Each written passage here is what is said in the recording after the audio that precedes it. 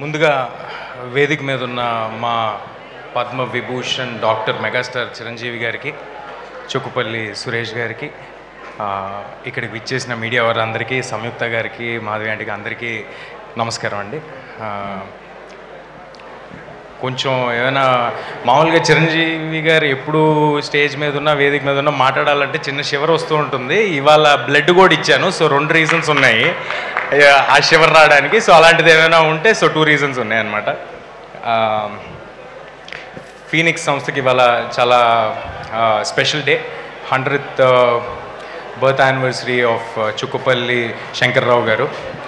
ఇలాంటి ఒక నోబెల్ కాజ్తో వాళ్ళు బర్త్డేని సెలబ్రేట్ చేసుకోవడం అనేది చాలా ఆనందంగా ఉంది. చుక్కుపల్లి సురేష్ గారు కానీ, అవినాష్ గారు కానీ ఎప్పుడు సేవా కార్యక్రమాలు అంటే ఎప్పుడు ముందే ఉంటారు. ఇందాక మనం ఏవీలో కూడా చూసాం, ఎన్నో సేవా కార్యక్రమాలు చేస్తూ ఉంటారు. వారు ఇలాంటి ఒక ఈవెంట్ చేస్తున్నారు అనగానే అందులో పాల్పంచుకోవాలని నాకు కూడా పాల్పంచుకోవడం చాలా ఆనందం కలిగింది. బ్లడ్ డొనేషన్ అంటే మా అందరికీ ఒక చిన్న విషయం అయి ఉండొచ్చు, కానీ మనం ఇచ్చే 350 ml బ్లడ్ ఒక ఫ్యామిలీకి హోప్ని ఇస్తుంది. సో అందరూ తప్పకుండా బ్లడ్ని డొనేట్ చేయండి. Please save lives. అండ్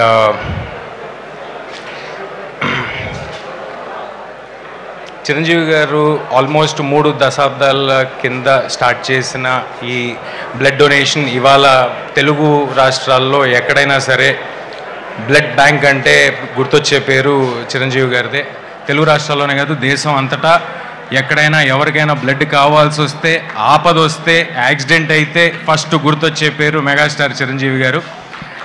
మనందరికీ ఒక అవేర్నెస్ని క్రియేట్ చేసి బ్లడ్ డొనేషన్ అనేది చాలా సింపుల్ థింగ్, అందరూ డొనేట్ చేయాలని ఇంత అవేర్నెస్ క్రియేట్ చేసిన చిరంజీవి గారి సంస్థతో ఇవాళ ఈ ఈవెంట్లో ఆయనతో స్టేజ్ పంచుకోవడం నాకు చాలా ఆనందంగా ఉంది.